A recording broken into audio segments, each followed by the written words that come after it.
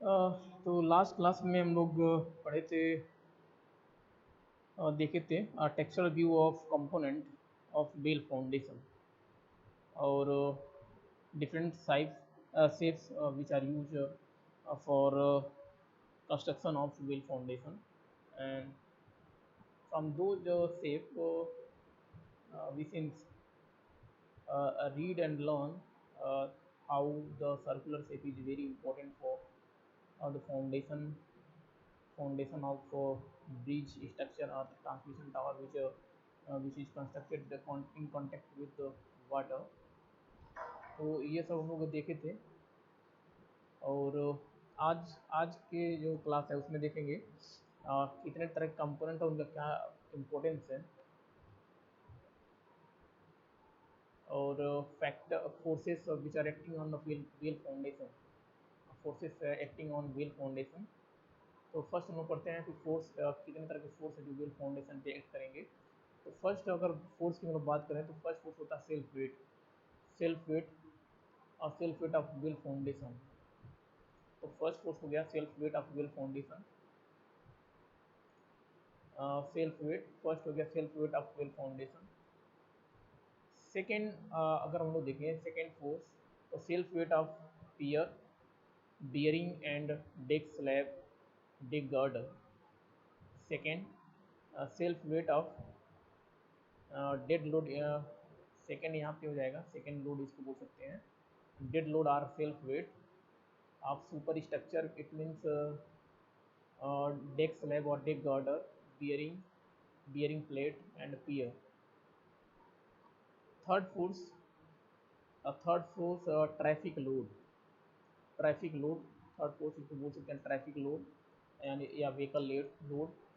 Traffic and traffic and vehicle load traffic and vehicle load moving vehicle load.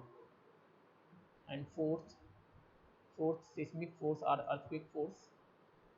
and fifth wind force। And six earth pressure. तो अगर ये wheel foundation लोग बनाए हैं और ये इसको इंसर्ट किए हैं सोइल के अंदर, तो ये इस पर प्रेशर लगाएगा इस तरह से अर्थ प्रेशर इस पर लगेगा, तो earth pressure. And water force या force due to water current या force of water current, water current load. तो जो वाटर के अंदर अगर ये व्हील फाउंडेशन है, अगर यहाँ पे मैक्सिमम वाटर लेवल यहाँ पे है, मैक्सिमम मैक्सिमम वाटर लेवल यहाँ है, अगर मैक्सिमम वाटर लेवल, तो इसके ऊपर इस तरह से प्रेशर लगेगा वाटर का, ऐसे डिस्ट्रीब्यूशन इस तरह से होगा, तो वाटर करंट लोड। नेक्स्ट है आपका बैन्स फोर्स। तो बैन्स फोर्स जो वाटर लगाएगा व्हील फाउंडेशन के बेस पे, इसको बोल रहे हैं बैन्स फोर्स। और इसके अलावा क्या लगेगा, stresses which are created by the change in temperature. तो due to change in temperature whatever the stresses is generated in the well foundation structure is known as secondary stress. तो temperature के कारण जो भी stress generate होते हैं, यहाँ पे अगर हम लोग व्हील फाउंडेशन के एलोंग अगर स्टडी कर रहे हैं, अगर कंसिडर कर रहे हैं, तो उसको बोलते हैं सेकेंडरी स्ट्रेसेस। तो टेम्परेचर इफेक्ट के कारण, टेम्परेचर चेंज के कारण जो स्ट्रेस जनरेट होता है, तो भी ये भी एक फोर्स हो गया टेम्परेचर, यानी force due to temperature change. And buoyant force uplift force या ultimate load carrying capacity and bearing resistance at the base of well foundation. तो ये ऐसे फोर्स हैं जो किसी व्हील फाउंडेशन के ऊपर एक्ट करते हैं, लगते हैं। तो मैक्सिमम अगर क्वेश्चन देखा जाए तो यही भी पूछा जाता है व्हील फाउंडेशन से रिलेटेड कितने तरह के फोर्स इस पे एक्ट करते हैं।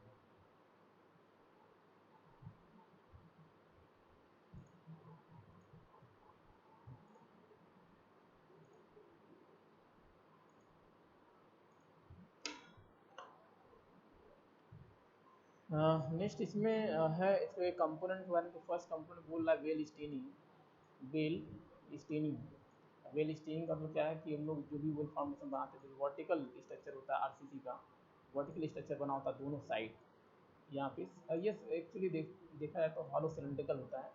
बेल स्टीनिंग का शेप क्या होता है, सिलेंडर शेप क्या होता है, सिलेंड्रिकल शेप होता है। तो ये भी आरसीसी का बना होगा, आरसीसी। और इसमें जो मेन रेनफोर्समेंट होता है वर्टिकल होता है, वर्टिकल, क्योंकि फोर्स इसमें अपवर्ड ट्रांसवर्स डायरेक्शन में यानी आउटवर्ड डायरेक्शन में इसमें एक्ट करते हैं। तो मेन बार जो होगा इसके परपेंडिकुलर हम लोग प्रोवाइड करेंगे वेल स्टेनिंग। तो इसको हम लोग बोलते हैं वेल स्टेनिंग। तो ये तो आरसीसी का बना होगा, टिम्बर जिस मटेरियल का हम लोग बना सकते हैं बनाएंगे, डिपेंड्स ऑन द कैपेसिटी। अब वेल स्टेनिंग किस पे सपोर्ट होता है, तो वेल कर्व के ऊपर सपोर्ट होता है। तो वेल स्टेनिंग एक तरीका से इनक्लोजर में काम करता है, जिससे हम लोग वाटर को यानी कास्टिंग करने के लिए, कंक्रीट का स्ट्रक्चर बनाने के लिए वेल फाउंडेशन सबसे पहले वेल स्टेनिंग होना बहुत ज़रूरी है। क्योंकि वेल स्टेनिंग से ही हम लोग क्या करते हैं, एक बंद गुंबद शेप हम लोग बना लेते हैं। फिर उसके बाद वाटर को वहाँ से रिमूव करते हैं। उसके बाद हम लोग कास्टिंग करते हैं।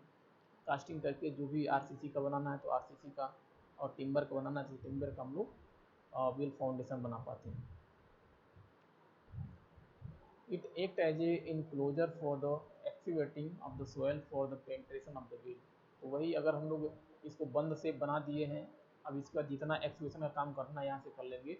जैसे एक्सीवेट करेंगे सोयल को यहाँ पे, या तो वेल फाउंडेशन यहाँ पे नीचे वेल कर्व होता है, शार्प एज लगा होता है, इसकी हेल्प से क्या होता है, ये पेनिट्रेशन होता है सोयल के अंदर, इंसर्ट होता है। तो इससे हम लोग इजीली वेल स्टेनिंग ही एक तरीका से मेन स्ट्रक्चर होता है जिससे हम लोग वेल फाउंडेशन बना पाते हैं। और नेक्स्ट जो होता है, नेक्स्ट कंपोनेंट वेल कर्व। तो वेल कर्व यानी जो वेल स्टेनिंग है वेल कर्व के ऊपर सपोर्ट होता है, या कह सकते हैं वेल स्टेनिंग के नीचे जो दूसरा कंपोनेंट होता है उसको बोलते हैं हम लोग वेल कर्व। तो ये भी आपका आरसीसी टिम्बर जिस मटेरियल का बना होगा वेल फाउंडेशन उसका ये भी बना होता है। ये भी रिंग फॉर्म में होता है, यहाँ पे ये भी रिंग फॉर्म में होगा। अगर ये वेल फाउंडेशन है तो यहाँ नीचे बना होगा इस तरह से, तो इसको बोलते हैं वेल कर्व, इसको बोलते हैं वेल कर्व। तो ये भी रिंग फॉर्म में ऐसे बना होता है। तो रिंग बीम की तरह होता है with the steel cutting edge. ये जो होता है कटिंग एज होता है, शार्प एज होता है, कटिंग एज बिलो, उसके नीचे यानी वेल कर्व के नीचे कटिंग एज होता है। The cross section of the well curb is wedge type. तो वेज टाइप है, इस तरह से वेज बना होता है, ऐसे इस तरह से वेज टाइप होता है shape, which facilitate the sinking of the well. अब ये क्या करता है, सिंक करने में यानी नीचे पेंट्रेट करने में हेल्प करता है। The well curb supports well steining, ये मैं बता चुका हूँ कि वेल कर्व क्या होता है, वेल स्टीनिंग को सपोर्ट करता है। The curb is kept slightly projected from the steining to reduce the skin friction. तो स्किन फ्रिक्शन को रिड्यूस करने के लिए ये हेल्प करता है। कटिंग एज, अब कटिंग एज यानी वेल कर्व के नीचे जो शार्प एज होता है उसको कटिंग एज बोलते हैं। अब ये किस पे यह सिंकिंग में क्या करता है, हेल्प करता है, सिंकिंग में हेल्प करता है ये।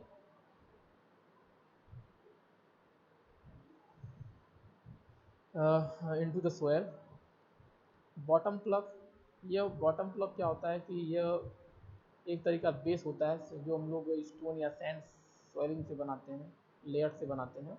तो after completion of well sinking the bottom of well is plugged with concrete. The bottom plug which is confined by the well curb act as a raft की तरह बनाते हैं, बेस बनाते हैं। जैसे ये वेल, ये हमारा वेल फाउंडेशन है, तो इसको इस तरह से एक पेडेस्टल टाइप का एक बेस हम लोग बना देते हैं। जब सिंकिंग हो जाता है कंप्लीट उसके बाद बनाते हैं, तो उसी को हम बोलते हैं बॉटम प्लग। तो एक तरीका से यह राफ्ट का काम करता है और सेटलमेंट को कम करता है, और डिस्टॉर्शन के अगेंस्ट भी यह हेल्प करता है कि जिससे डिस्टॉर्शन कम हो। The bottom plug which is confined by the well curve act as a raft against the soil pressure from below। Backfill क्या होता है, तो जो सराउंडिंग सॉइल्स होती हैं उसको बैकफिल बोलना है। जो वेल फाउंडेशन के सराउंडिंग सॉइल्स होती हैं उसको वेल बैकफिल बोलते हैं। और जो हॉलो शेप में ड्रेज जोन के अंदर, ड्रेज होल जोन के अंदर हम लोग भरते हैं, उसको बोलते हैं sand filling. The well is dewatered after setting of the bottom plug and it is backfilled by the sand and excavated material। तो यहाँ पे बैकफिल को, बैकफिल वर्ड, बैकफिल की जगह यहाँ पे सैंड फिल होना चाहिए, तो बेटर है। Sand fill, mostly sand fill use करते हैं। टॉप प्लग जो ऊपर का जो सबसे मोस्ट स्ट्रक्चर होता है, जिसको हम लोग बोलते हैं टॉप प्लग, आरसीसी का स्ट्रक्चर जो होगा, फिलिंग इनसाइड द व्हील, इसको व्हील कैप, ये स्लैब होता है जिसके ऊपर हम लोग बियर कैप को या कह सकते हैं पियर्स को बनाते हैं, यानी पियर्स को सपोर्ट करता है व्हील कैप। और व्हील कैप क्या होता है, स्लैब होता है व्हील फाउंडेशन का, और उसके नीचे हम लोग टॉप प्लग बनाते हैं, एक सॉलिड स्ट्रक्चर जो बांध के रखता है, जिससे डिस्टोर्शन से रोकता है, और जो एक्सटर्नल लोड है उसको एक बेस प्रोवाइड करता है ट्रांसफ़र करने के लिए। The minimum thickness of slab is about 750 mm, तो 75 सेंटीमीटर होता है। कम से कम मिनिमम थिकनेस आपको इतना रखना पड़ेगा इसका, व्हील व्हील कैप का।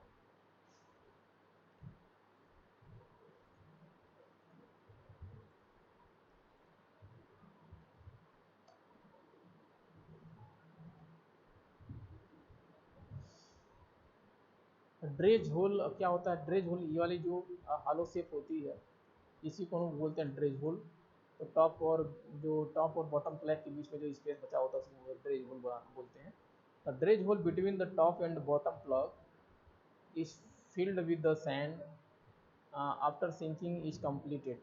तो सैंड से इसलिए भरते हैं हम लोग कि ताकि सेल्फ वेट इसका इंक्रीज हो जाए, व्हील फाउंडेशन का सेल्फ वेट बढ़ जाएगा, तो इसे ओवर टर्निंग और स्लाइडिंग, ओवर जो स्लाइडिंग होता है उसको बोलते हैं हम लोग शिफ्टिंग, यह नहीं होता है। इससे हम लोग क्या कर सकते हैं, इसका प्रिवेंशन हो जाता है अगर हम लोग सेल्फ वेट बढ़ा देते हैं। तो to increase in stability and to ensure that no tensile bending stresses are develop at the base of well foundation, इसके लिए क्या करता है, पूरा का पूरा हेल्प करता है sand filling. Sand filling, sinking of well, तो सिंकिंग ऑफ व्हील अगर हम देखें, सिंकिंग ऑफ व्हील क्या होता है कि vertical vertical shifting, vertical shifting of well foundation is known as sinking of well, vertical shift जिसको बोलते हैं, जिसको सेटलमेंट बोल रहे हैं।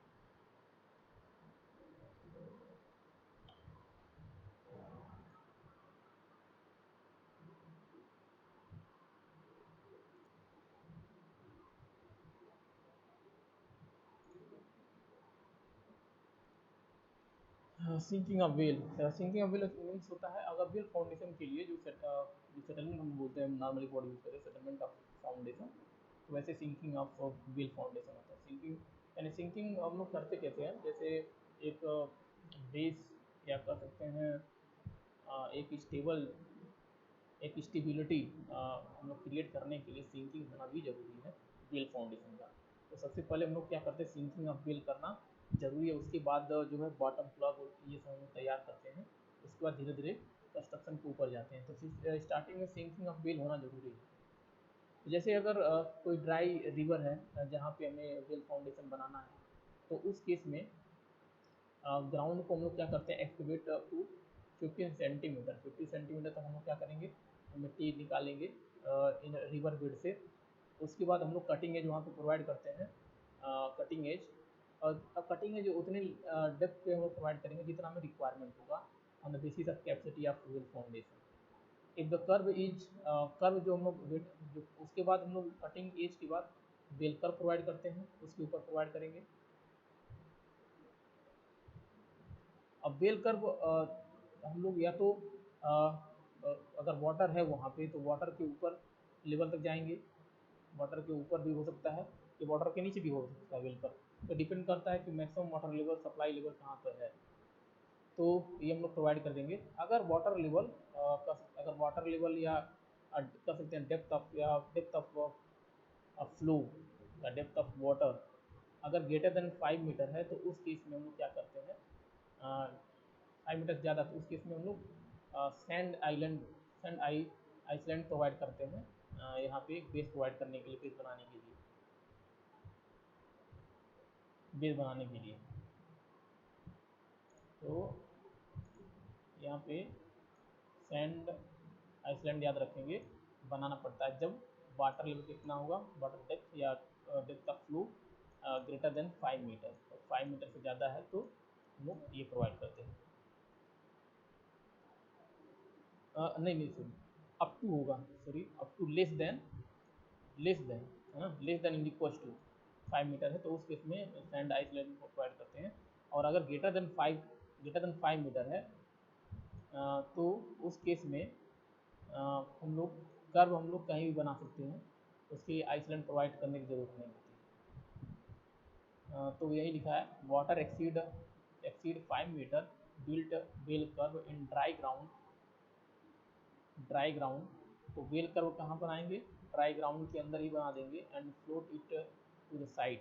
अब अगर ऐसे हम लोग बनाएंगे उस केस में, अब वाटर का लेवल ज़्यादा है तो उस केस में क्या होगा, फ्लोटिंग की तरह ऐसे स्ट्रक्चर बनेंगे, जैसे फ्लोट कर रहा है उस तरह से स्ट्रक्चर बनेगा।